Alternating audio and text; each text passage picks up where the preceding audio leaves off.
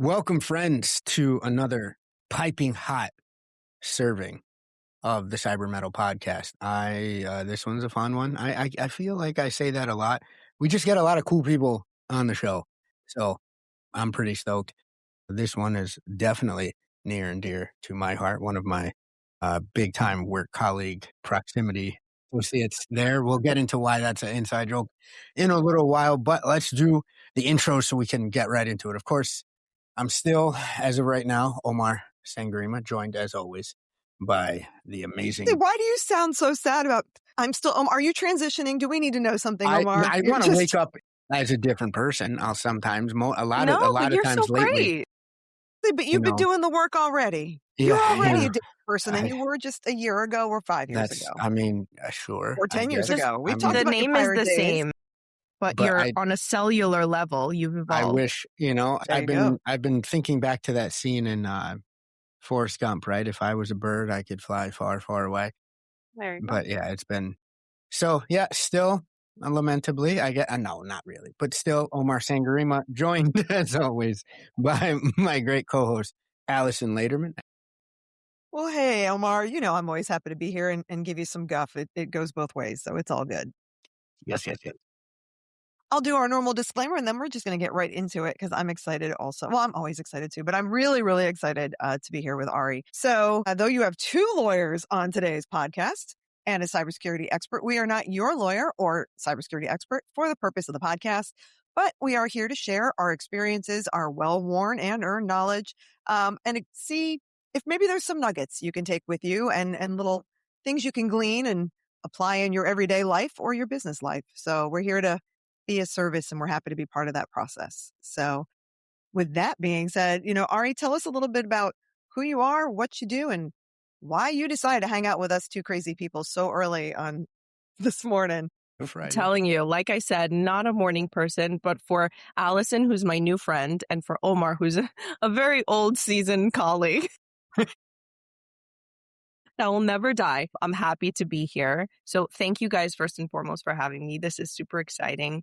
What can I tell you about me? So New Yorker, born and raised, lawyer for how many years now? Don't make me count. So I'm not gonna. But I work alongside Omar, actually, at Memorial Sloan Kettering. We work in the information security office. And it's been quite a ride. I've been at Memorial for, oh my God, I think this year I make 14 years, like next month. Yeah. So 14 years, it's been a really long time. I don't feel like I've aged 14 years, but apparently time says I have. And yeah, I've done a little bit of everything. I actually started at the organization like 2 months before I went to law school. So I was doing a part-time law program at New York Law School. So doing like evenings. And then I started working in the clinical space, doing things like scheduling of operations, of appointments, helping with imaging, talking to patients about, well, not quite medications, but like, putting those through to the doctors and nurses, etc. And that lasted a little over a year. And then I moved into the HR legal and regulatory space, which was where I finally started to get into, the work, the legal side of things that I would be eventually doing, not what I'm doing now, but still along that path. And that was a wonderful experience. And I was there for quite a while. I want to say like 4 years. And then I moved into the environmental health and safety space. So that was entirely different from HR legal. Mm-hmm. Still dealing with a lot of legal things within the organization, but completely different. So you're thinking, fire laws and regulations, Legionnaire's disease, like water cooling towers and all of the things that go with having to maintain those, hazmat, doing, what was it? The irradiator. Nuclear so we have nuclear materials in our labs with which the scientists work. And so I basically sort of headed the program to approve people to have access. So, fingerprinting, iris scanning, going through background checks, all of that. And then that was actually HR legal, but that's sort of the type of work that I was doing. And then I had an opportunity. I spoke with a good friend of mine. We were actually at the staff picnic one summer, and he was like, asking me how I'm doing. And I said, doing great, but I'm thinking about what my next move is going to be. Not sure that I want this to be what I'm doing long term. And it was Hector, Omar. No, and And Hector's a beloved and he's longstanding, wonderful. he's a great mentor. I love the guy. Yeah. Yeah, he's fantastic. And I knew him from my HR legal days because we used to work with each other on like IT stuff, etc. And so I was chatting with him and he said, look, why don't you talk to our CISO, Mike? And I was like, okay, sure, sounds good. And he was telling me a little bit about it and I was very intrigued. I ended up not doing anything about it. I was like, this guy's not going to want to talk to me. Didn't even send an email, nothing. And then I see Hector again many months later. And he was like, so what happened? How's work going? I was like, still looking. He's like, did you reach out to Mike? And I said, no, I haven't. And he got mad at me. He was like, Arielle, please go and reach out to Mike. I'm telling you, they're looking for someone. They want someone who's got a legal background. It's a new thing that they're trying to, a new position that they're trying to create for the department.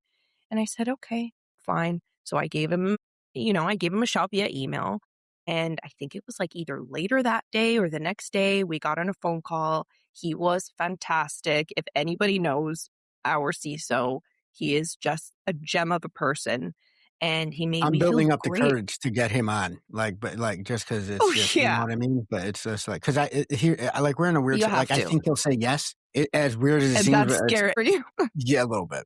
I'm not going to lie. Like that, just getting, it's just, I'll ask him for you. Not that he's going to say yes to me more than he would to you, but I think he if that would. I helps think he break the would. ice. I think you're showing why, right? Like, because There in you a go. day, like you throw a feeler out there, and in a day they're like, hi, right? Like that's, He they was took like a awesome. week to get back to me. That was just luck for me. But he was truly awesome. And then, a few weeks of like HR stuff and moving around and them finalizing the position. Then I started here and the rest is history. It's been like phenomenal. I should give the caveat. I had zero tech background, whether by experience or education, absolutely nothing.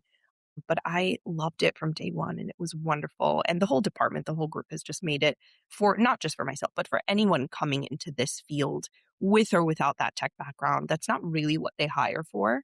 They really do hire for like the soft skills, the resiliency, adaptability, problem solving. And yeah, they're fantastic. And it's been wonderful ever since. I still don't consider myself a tech expert, but I've come a long way, let's say, from those first days. As Omar gives me first that of all, look. shout out to your company because they need to take other companies need to take note of that progression and the fact that you did spend all that time and that experience going through the different channels and really understanding the organization as a whole and then giving you that opportunity to learn that new set of skills because you already had skills that they obviously valued because you'd been there for so long and saying, here's the next growth opportunity for you and for us. And I don't think enough companies do that. That's brilliant that you had that opportunity to be able to do that over 14 years and say, look, I started with patients. I've gone through HR. I'm doing environmental stuff. And then they go, now come play in a whole new area. Like I said, not tech background.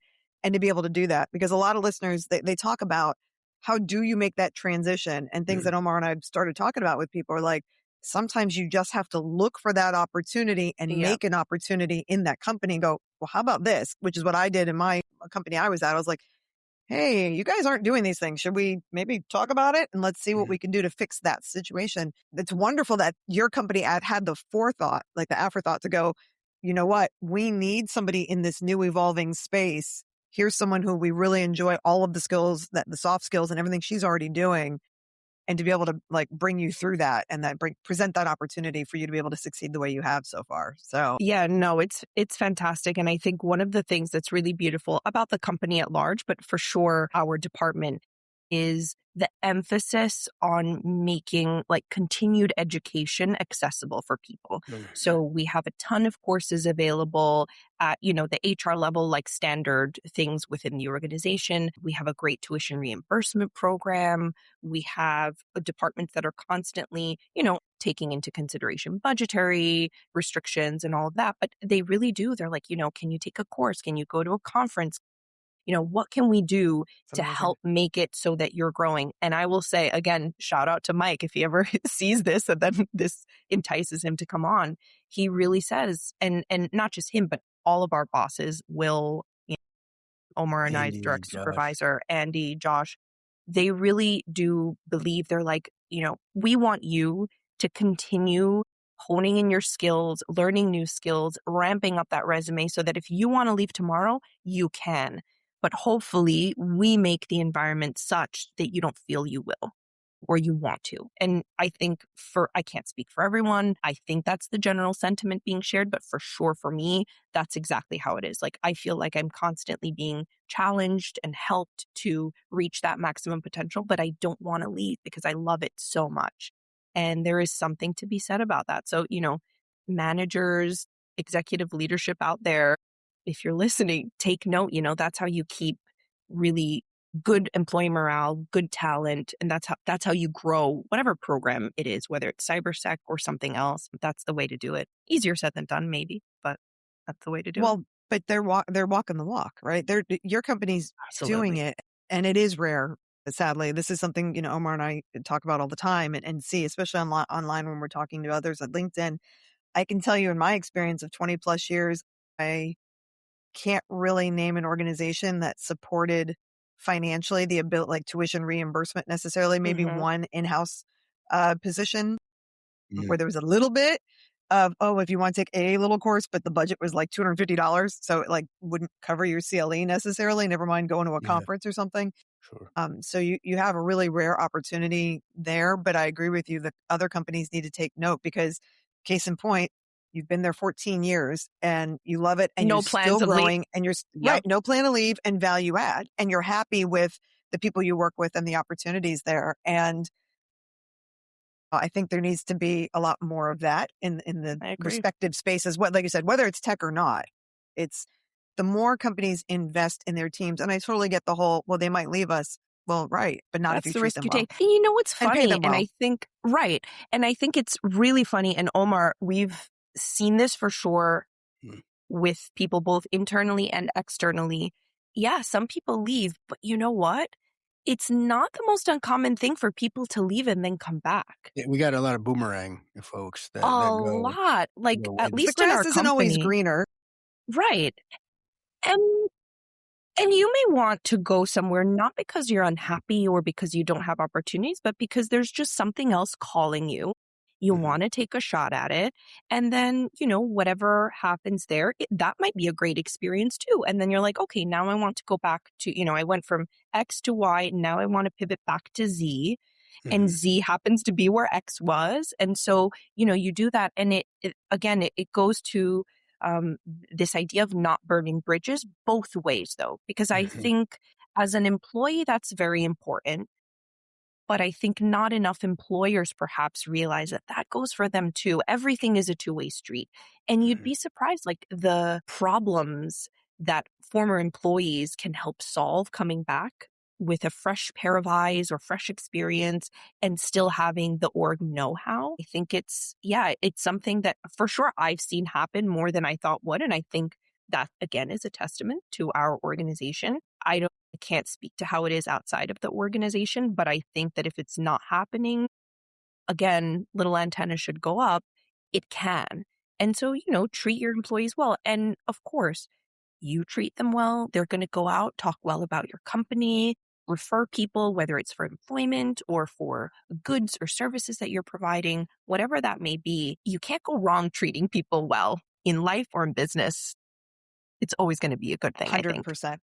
100%. And I can tell you, every opportunity has been built on relationships in my experience. Yes. Absolutely. I had started a company with a lawyer many years ago, and I had to leave our startup about year in due to like things going on the personal side where I had to go take what I call a soul sucking job and not do what I enjoyed, but I had to pay the bills, right? We all make that decision at some point in our lives, right? Yep. And so I unfortunately had to leave her and the company, and we still remained friends. And when work came in, I was able to literally refer to her as like, look, I don't do it, she does it, and would send work to her over the years. She built her business to a wonderful, successful thing, and eventually she had to make a choice and ended up moving out of state for her family. And funny enough, she's now we always keep in contact, and as we started Cyber Mettle, she's now the vice president of our board.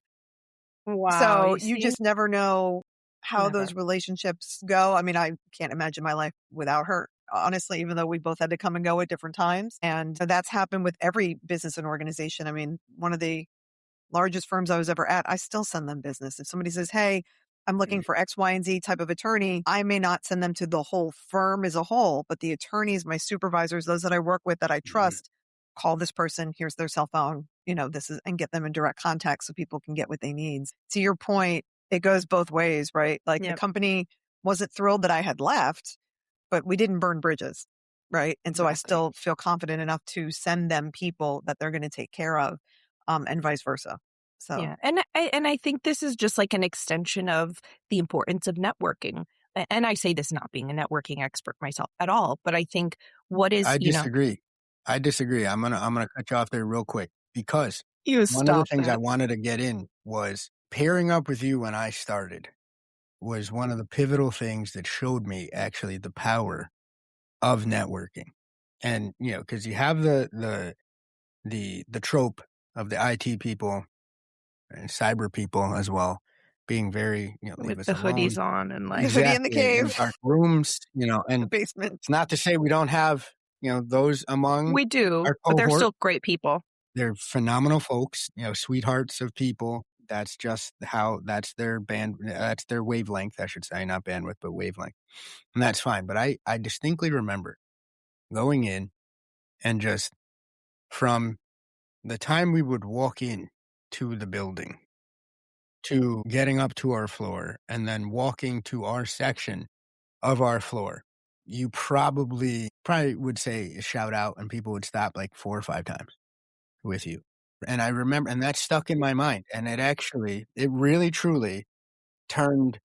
And now I leverage that internally as well. Now that's actually one of my strengths, I think, at the organization is the fact that like someone you can go, hold on, who knows so-and-so for that side chat that's going to actually get something done beyond any of the red tape. Again, not like, we're governance, so it's not like we want to skirt all the rules, but that taught me there. So the power of networking, I would respectfully disagree. I think you're quite an effective networker because I distinctly remember you saying, oh, and then especially being my first few months in the org, you're like, okay, because that always sets the tone, right? I think that's how for me though, I don't, and maybe this is a problem in how networking is marketed, but I don't see that, you think about networking and you're like, okay, you go to a conference and you shake people's hands and you exchange business cards. And that to me, I'm not good at because it feels look, there is tremendous value behind that. And I actually have made really good friends that way. But I feel that, and maybe this is a hot take, but I feel that to me doesn't come naturally because it doesn't feel genuine. But if we're talking networking, like just making relationships, that to me, I think comes much easier and I enjoy it because I'm the type of person, like if I walk in somewhere, I'm going to say hi. I have a toddler and like at the park, I'm friends with like all the parents and we have play dates and this and that because, you walk into a park, you have some sort of a shared connection, which is having children in this neighborhood, etc. And, you bond over that and you say hi. I can't go in somewhere and not say hi to anyone or not, try to socialize, even just on a basic superficial level. Superficial meaning simple, not, disingenuous. But yeah, I can't, that's something that to me is just natural and it's so important. And so in that aspect, yeah, I think networking in the sense of making just genuine connections with other people, other humans, and that can go a really long way. So yeah, if you're in an office space or you're working with people, like just give a shout, say hi. You see the same people every day, chat with them. You never know where that will go. It can create really, really good connections for the long term. So yes, in that respect, Omar, I appreciate it. I'll take the compliment. That definitely comes more naturally to me. Well, and I think that's such a great distinction, right? People talk about networking. They do think it's the business card roulette type of thing, but like those in a drawer, I mean, nobody pays attention to that. But if you have a genuine conversation with someone, my whole thing is when it's a very large room of people and I go, okay, I don't even know where to start. And I'm not into that either. I'm not into like, here's the card. Yeah. We're not going to play American Psycho. That's a nice business card. We're not doing that. Look at the card stock. Yeah. Oh, it's shiny. Is it scented? What is this? Oh, Now, granted, I love a good business card, right? I'm like, oh, I like the texture. I had one that felt like shark skin for the lawyer because, Oh, that's fancy. yeah, it had I that very love rough that. texture, which, Okay. by the way, works really well for raffles because they feel it and they pull it. There's your free tip for the day. So go get funny feeling business cards for raffles. Very smart. Yeah. It's I just would have weird never stuff. thought of that. That's amazing. Very, very Yeah. smart. Well, we used to, Tips okay, for other everyone. secret, you fold it in half. So then they have 2 chances of touching your Look at your this. card. So just make it a V. I'm and going to then Look get at every you, free dinner Alyson. being raffled off now. It's over. All right. Everything. Applebee's ain't going to know what hit them.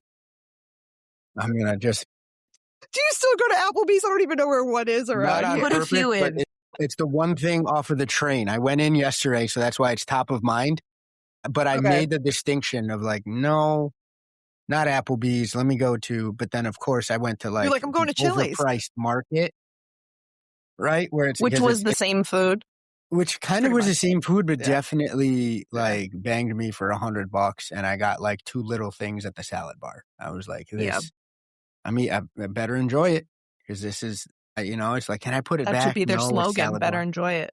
It was Better like a enjoy person it like, because you will regret it. I mean, just this. somebody like, better enjoy it. Like, oh Christ, I think that would be effective. I'd probably go there more, but yeah, it was, yeah. But that's the only Applebee's I've ever like consistently come into contact with is off the train.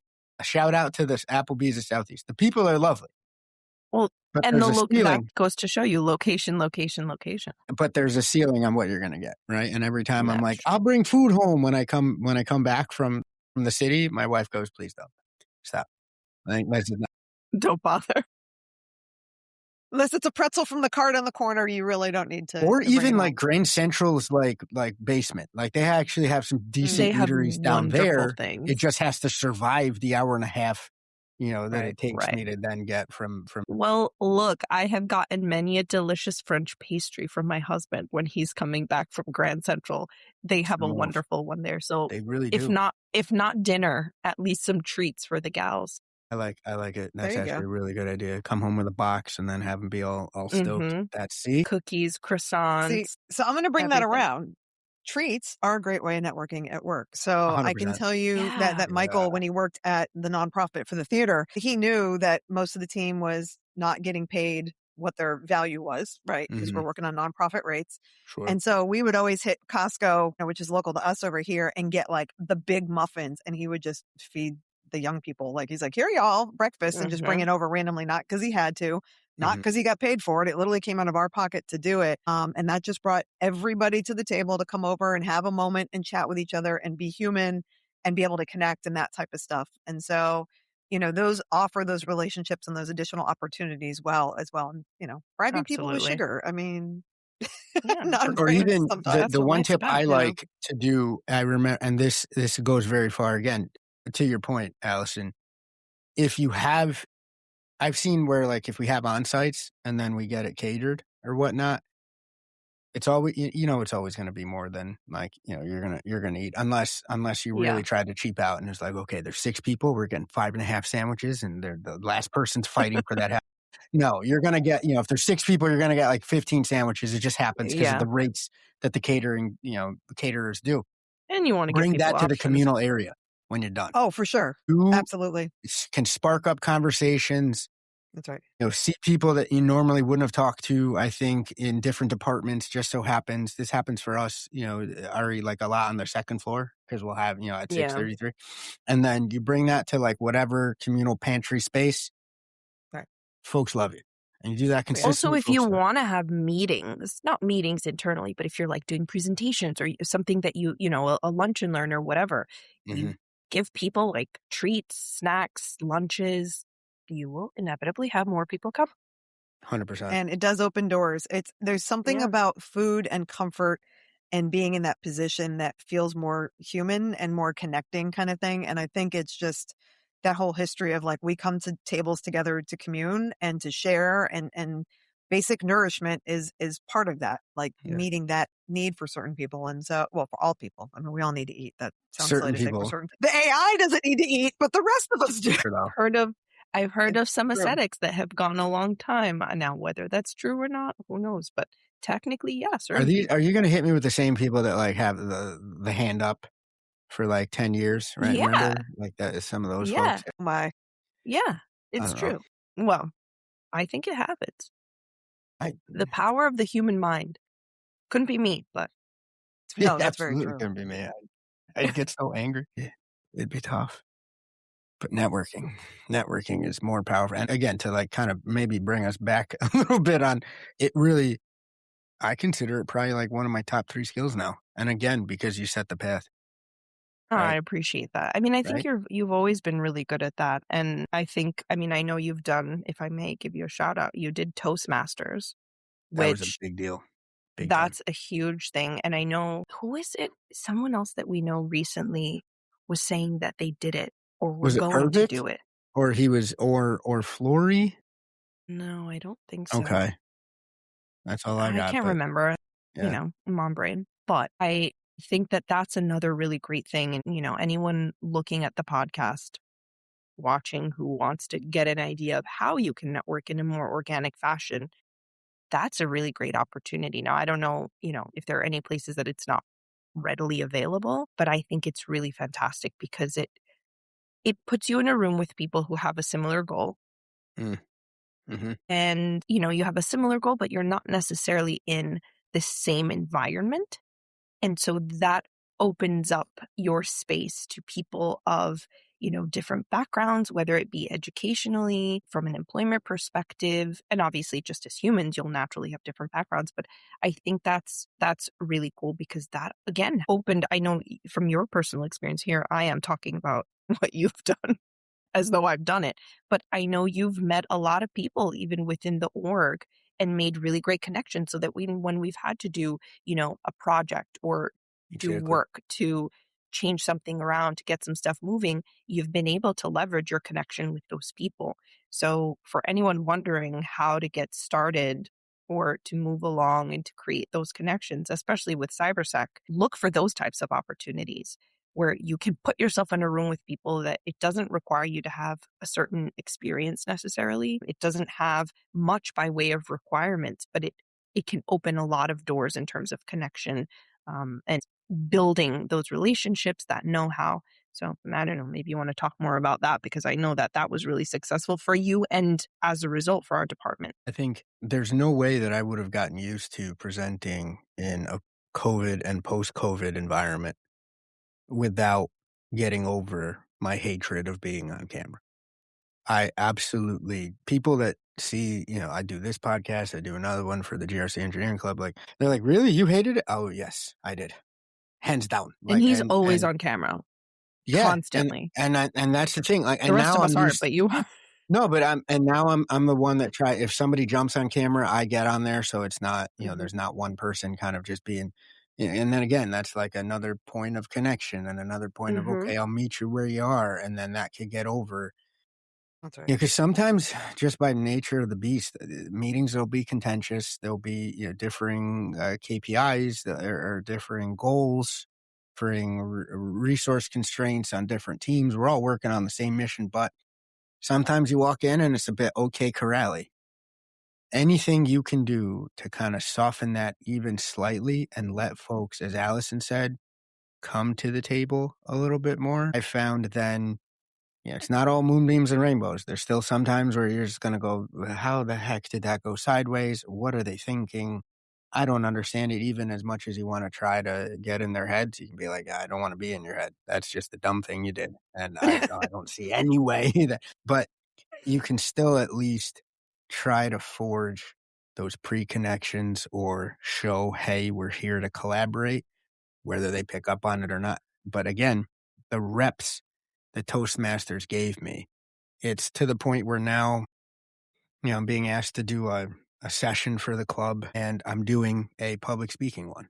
I'm bringing in one of the mentors from Toastmasters. I'm bringing him in, Paul Cordelesi. Shout out to Paul. Yeah, I know you're Yeah. always hyping each other up on LinkedIn. I love that dude. There's just something about the cut of his jib and just the way he is.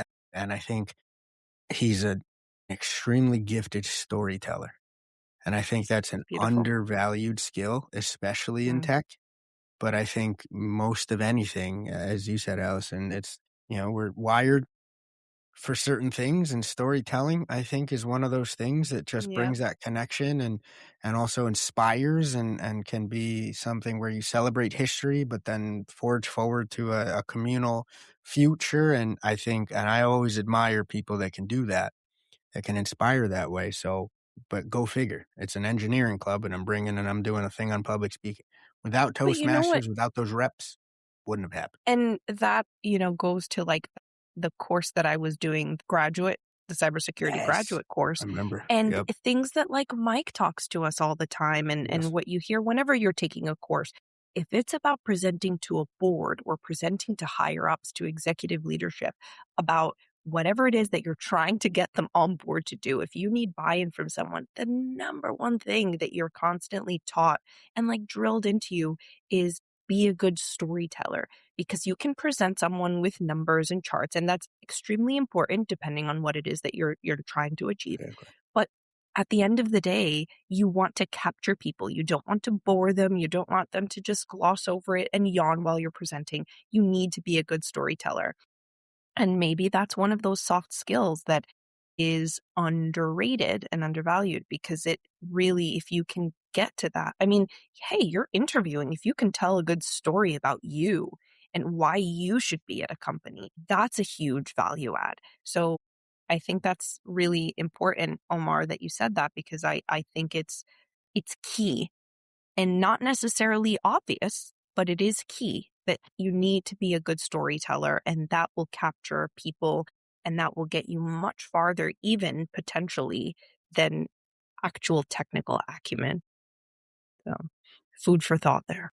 Well, think about it, right? The best marketing is stuff that's memorable because it connected to you in some way and had that story piece to it where you remember that, right? That's why lawyers use analogies in complicated cases so that it can be something simple that someone else will understand no matter what their background might be or their experience Yep. level is, and they can connect with it and go, yeah, I can connect those dots, right? They may not understand the Absolutely. technical piece of that legal argument, but they go, I understood the analogy. And if that's how that works, that then you bought into the story. Other ways to kind of gain that storytelling skill. So you've got Toastmasters and things like that. There's I don't want to say he's local. I see him every year for the most part. So we have here in Orlando, it's on my mind because it's what's going on right now, the Orlando International Fringe Festival. It's been going on for 30 plus years. Yep. It is unjuried, uncensored, and basically a lottery system. And it's 2 weeks of theater and dance and expression.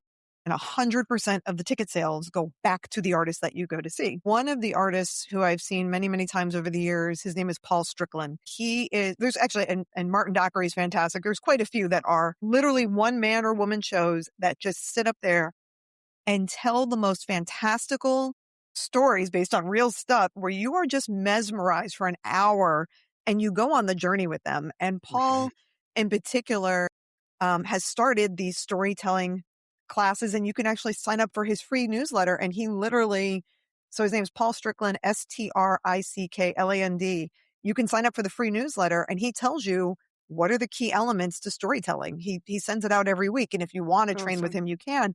But the nuggets you get from his little weekly, he tells you a story in each of them, but how to connect to that human spirit and how to get people to really be on board. And Ari, to your point, that will go so far in interviews, in explaining it to a board. One of the things as a lawyer is you always have to know your audience and really meet them where they're at. And storytelling is such a great way to paint that vivid picture and connect with where they're going to go. So if a judge or a board or an audience is more leaning in a particular direction, you can speak to those themes in a way that will resonate, but also bring it back in. And that is a skill. I think that is absolutely something we should all be practicing. And kind of to Omar's point, storytelling has been around as long as humans have been around, right? We wrote it on cave walls. That's how history has shown up and disappeared and shown up again, is to be able to bring those that have experienced things in their lives and bring it to light and to share those stories so that in theory and in hopes, we will all learn from those experiences and improve ourselves and our experience and those of other humans that we coexist with, and even those that we don't know personally, but that are on this journey with us, right, collectively. So I think storytelling is just such a key piece for all of those soft skills. I think that brings it all together, because if you can storytell, you're going to network. You're going to feel more comfortable in that space, Mhm. because it's one of the most human things we can do is share our experiences in that way. Absolutely. Yeah. I think it's invaluable for sure. And I know we talked about, like, one of the things that we would discuss on this episode is, how can a lawyer or somebody not of a cyber background come into this? And that's something for sure that anyone watching, think about. Try to paint your life and your career journey as a story, and how you want, how are you going to write that next chapter? How are you going to tell it? And what would be a good transition from where you are now to that future state? Yeah, that's super, super important and beautifully put, and very cool if anyone's in the Orlando area to be able to go there. Totally should do it. And they actually go around. I No, know they do Edmonton has one. I internationally. think New York has one. Yeah. New Really? Yeah. York, I think Ireland, I remember, right, Edmonton has a very does. famous one. Yes. Yep. Ireland for sure. Plenty in Canada. There's several that go through Canada as well. South Florida had one at one point. I don't know if they're still doing it. I think Tampa had a little one. Orlando is one of the biggest. And if you ever get like a weekend, or they do it all, like we were there visiting last night, because we love to see the local artists and the international artists, literally from all around the world, come in to do this. And it's like homecoming every year to see these faces and hear where have they Right. been, even if we don't go see a show, but of course we do, because you want to support the artists. They've now paid their ticket to be here, but you can see any kind of show. And the great thing is they make it accessible to kids as well. There's definitely adult content, so just read where you're going. But on the weekends, they do themes for the kids, and they've done hands-on, and they teach kids how to express themselves, how to storytell, how to engage with other people, to make it a comfortable opportunity to learn to create with That's yourself beautiful. and with others. And it's such a beautiful, I love it, because I think that creativity, bring it into tech, right, is what keeps us human. And that Mhm. ability to communicate in that way and not all sound like AI, and to not all create like AI, the computer kind of cookie cutter. It's so wonderful in a time where we are so technology based, to go into a Heavy. group of humans and Mhm. see what they're creating, whether it's acrobatics, whether it's puppetry. I've seen shadow puppet shows. Like, I mean, it is the most amazing group of experience, and the tickets are like $15 a piece. It's not, Wow. you're not talking, it's meant to be accessible for all of us. Yeah. So if you ever get a chance to go to a fringe festival and learn from these people straight up, I mean, what's really awesome is it's not just, oh, there's actors on a stage and you don't see them again. They are out in we call it the green lawn of fabulousness. We have this big green lawn area between, because it's like 10 or 12 different theaters going on Okay. simultaneously. And Mhm. you literally just pick and choose the shows you want to go to. But in between, the actors are all outside, just milling around, grabbing a beer at the beer tent, happy to chat with you, like, and share their That's really cool. experiences. And so I think part of that networking, right, is just be open to Mhm. new connections with different people and different backgrounds. And when I go into a room, kind of bringing it back to what I was saying earlier, and we got derailed a little bit onto Applebee's. I look for the people that are most uncomfortable in the space wherever we are, and I go make friendly with them, because I don't love being in a big, big, big, big room necessarily, because I am petite. And so I kind of I start to feel that. And so it's like, let me go find someone else who's uncomfortable. We can go talk about being uncomfortable for a while. Yep. Mhm. And then we both become comfortable and have a conversation and get to connect on something more than just our business cards. Right. Yeah. So there's a lot of different ways to approach those new opportunities and that networking. You never know what connection from what person is going to lead either of you into the next part of your chapter, or their Yep. chapter, or the journey. Mhm. Or I can tell you there's been many situations in my life where I met somebody in one context and it totally turns into a completely different context years later. Yeah, you just don't Where you're like, know. you just don't know. You just You don't know. can't predict these things. No. And that's the thing. We're all humans on the journey. So my whole thing, I'm a little soapboxy, obviously, today, because Fringe brings out the like warm fuzzy in me. But it's just don't be a jerk to other humans. I'm just kind of in that point right now.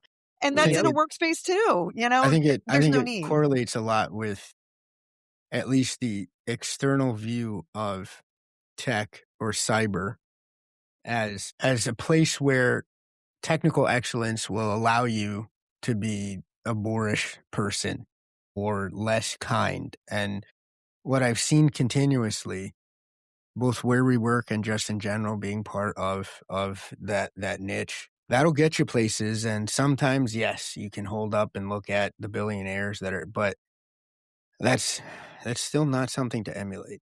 And so I it's agree not so where, much. and I love, Alyson, you brought it back in where, because all I'm hearing is, or seeing in the comments section, right? I'm looking in the future and going, well, I'm not an outgoing person. I'm not talkative, or, I'm tech forward. And, I got into tech to not have to talk to people, all the classic stuff.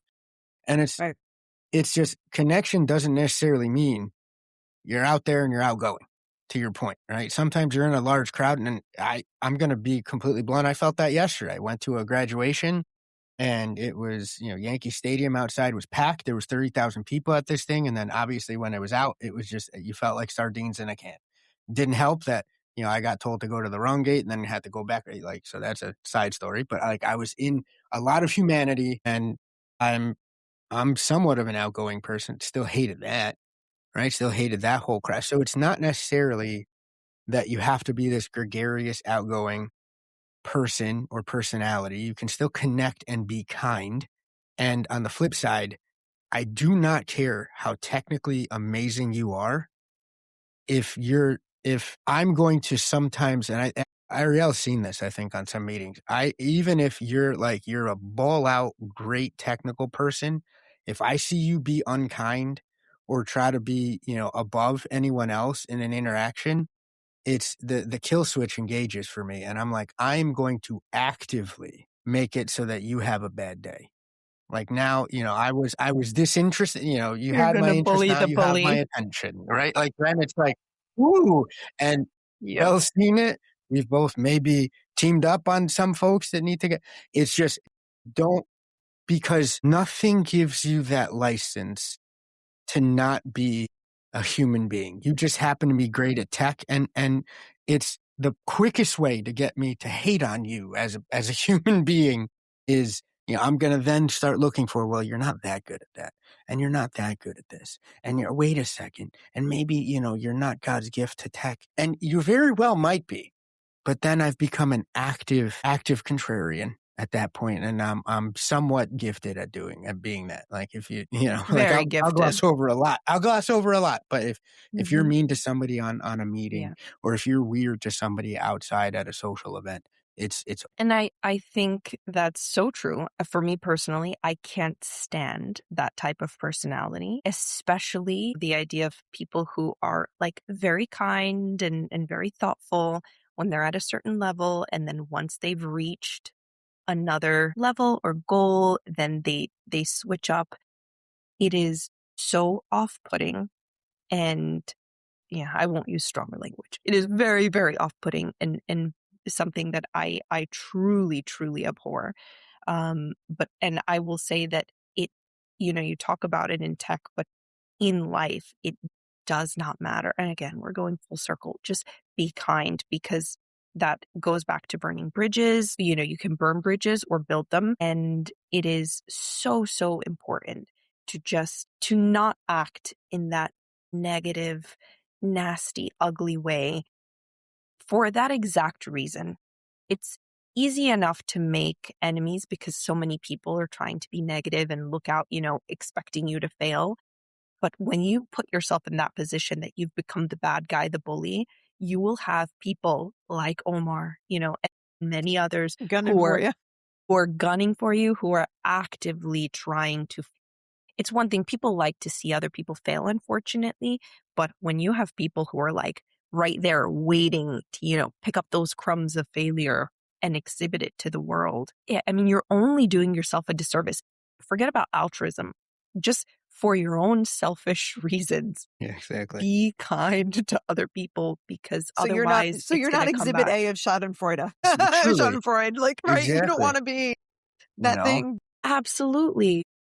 But I'm always like, if you can lift, I always feel better if I can lift someone else up and help get them there. I mean, I've seen some webinar panelists recently, and it was so gatekeepy that it just was disturbing to that level. And that brings it back to tech, right? Where it was like, oh, you can't. And it was like, but you can. I'm not sure why we're just, and it's clear they had made it through in their terms, but then they shut the door behind them. And I just, in any field, I've seen it in law, plenty. That's what I was just going to say. Like, you know, really gatekeeping, especially for younger lawyers. I remember for sure. Yeah. I remember being at a networking event, and literally the entire purpose of the event was for very, very junior lawyers, like first year lawyers or law students. And it was to expose them and to, you know, have them make these connections networking with senior attorneys who have had many, many years, if not decades of experience, you know, in their respective legal field. And when I tell you, I went in there, I was a law student then. I mean, ultimately I did fine. That's where I met my husband.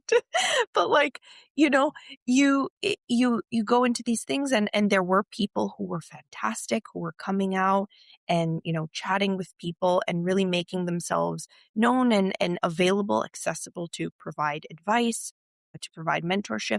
But then, and I've seen it at many networking events where you just have like cliques, and they don't want to talk to anybody else. And, you know, that's not the point of the event. Now, granted, it doesn't matter what level, you know, you're at in your career, people can get a little bit shy. Not everyone is super outgoing, like you said. Not everyone is, you know, or they're having Mr. a bad World. day, right? You never know. Stuff is just been bad, and their social battery is empty before they walk into the room for whatever reason. For sure. Yeah. And that happens. And we have to be, you know, cognizant of that, understanding of that.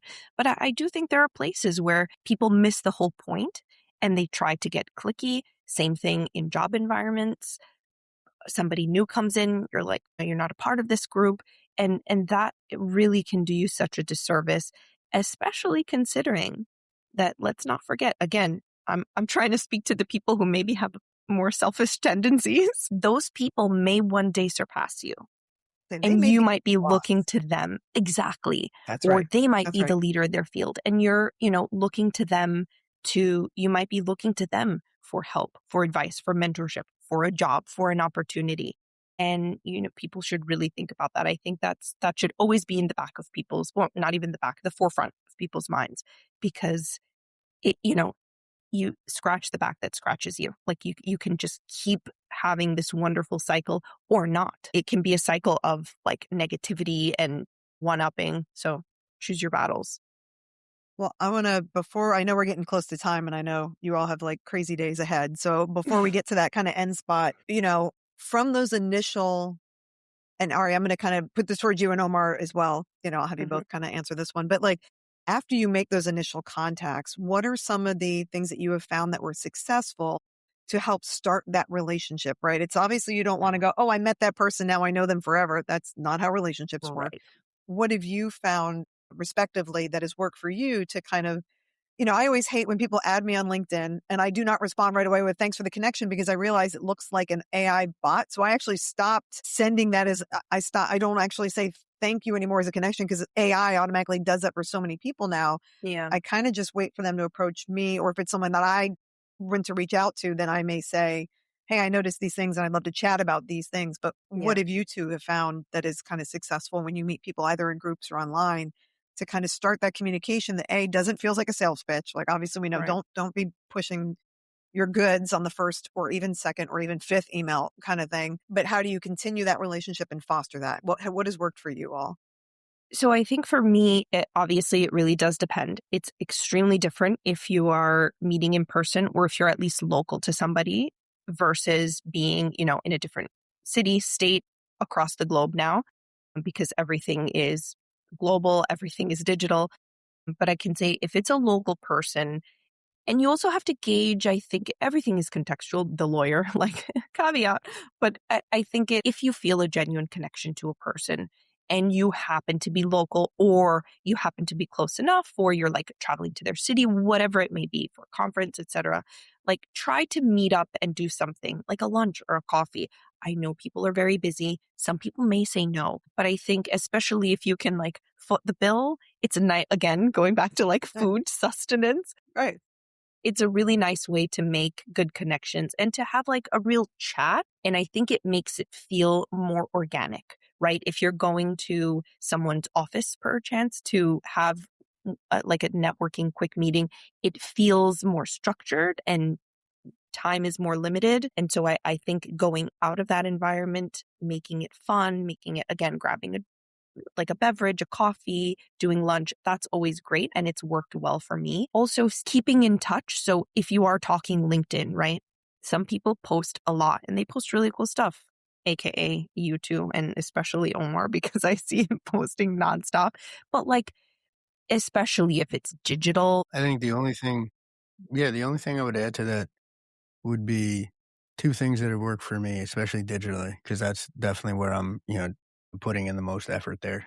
The local is not as easy for me because I'm a little further from the city, but when I do go in, to your point, Arielle, I try to tell folks, hey, I'm going to be in, right? Even on work chats. And then definitely if there's any vendors or any, outside of MSK people that, you know, are going to be, or even outside our department, right? I've been put on notice by a couple people outside of the department that the next time I'm at 633, if I don't have a coffee with them, we're not friends anymore. So like that's a big deal. But digitally, two things. I clap for people and I mean it. I think like that's, it's a very touchy subject for me. Arielle knows, I think, and you too, Alyson, I think now at this point, like it's very, you know, not a lot of people may or may not have clapped for me in my life coming up, so I make it a point to genuinely do that for other folks, and I think that that's very powerful. It's off-putting. Sometimes folks either A, think you're selling them something, B, who's this weirdo, but then hopefully they get to see where they can feel, oh, he's just that type of guy, and I am. When I celebrate, I realize how hard it is to do anything these days. So when I see something, I clap. It's not a zero-sum game. Someone else's success does not somehow diminish your own. This is knowledge work. It's not a bread line. Go back in there and bake more pie. If the slices are low, you can just go back. That's the beauty of this thing. And then I think it's the biggest thing. And I think the second thing I do, you have to, Yeah. like, lift each other up. Yeah. The world is trying to bring you down. So be the That's right. opposite, and suddenly people will remember That's you, right. I think. And then the last bit, at Well, least because for if me, you're fighting, you're not paying attention to what's going on. If we That's fight true. amongst ourselves, we're not Absolutely. paying attention to the bigger picture. And it's so much easier to get in the mud than to actually lift each other up and go, wait a minute. Mhm. We could be the ants. Like, I don't know. Okay. So here's for all the parents in the room. Yeah. Yeah. Well, I was thinking like the ants in Bug's Life, right? They realize, oh, wait a minute. If we actually all work together, there's more of us at this lower level than at the big level trying to squash us as grasshoppers. If we actually stop fighting with each other and we work together, we can make this a better situation for all of us collectively. And I feel like we're all missing that these days. There's a lot more of let me just fight with everybody and not celebrate the wins genuinely for other people. Like you said, Omar, just because you succeed doesn't mean I have failed. Yeah. Or there's less, it's 100 points of success, and now because I succeeded, there's only 98, and the only other thing I would add to that is if I am looking to make a genuine connection with somebody, if I'm taking a flyer on reaching out and somebody I admire, I pick out a specific thing that they've either produced, they put out, they've written, they've said, they've been on a podcast, and I make it specific to that person. Hey, I saw this. I thought it was pretty cool. I mean, also, please take this advice, but actually do it. Don't fake it, because if it'll come off as disingenuous, and then that person will never trust you again. I wouldn't. If somebody goes, hey, I loved it, you said so and so and so and so. I never said that. What are you talking about? Where? Point out to me. Yeah, so do I. I put it out. Like, why? I don't hate it. Like, what? So, to that point, like, and again, Arielle, to kind of tie it all together, you're speaking pragmatically. One hand washes the other here. You don't want to have it be the driver for why you do these things, because that also comes through eventually. Correct. But if, you need maybe a little bit of motivation, because this is work. This is another set of things we're telling people will help, but it's activity where depending on your time, or if you need a job now, as you said. But I think it does help. It is self-serving slightly, but it cannot be the driver for that. And, yeah. Mhm. Yeah. Don't treat people as transactions. that will come across all day, every day. I know somebody who does that in his personal life and in their business life. And those of us that can feel it, we're like, okay, then you're just going to discard me like the next tissue. I know, right. I'm good for today, but tomorrow when you change your mind and I'm no longer valuable to you, that's not true relationship building, and that's not real networking in that sense. So, and I would dare say, to wrap it up, it's not cyber metal. And it is not resilience. That is right. No, that is not cyber metal. It's not. Right. You have to do it for long term and do it for the love of the game. That's my personal takeaways here. There you Arielle, it's been a pleasure. Thank you so much for hopping on. So thank you. And hope to have you again soon. All right. Take care, everyone. And don't do what they're saying not to do, because if you keep away from that, you are keeping cyber metal. Take care, everybody. Bye. Bye.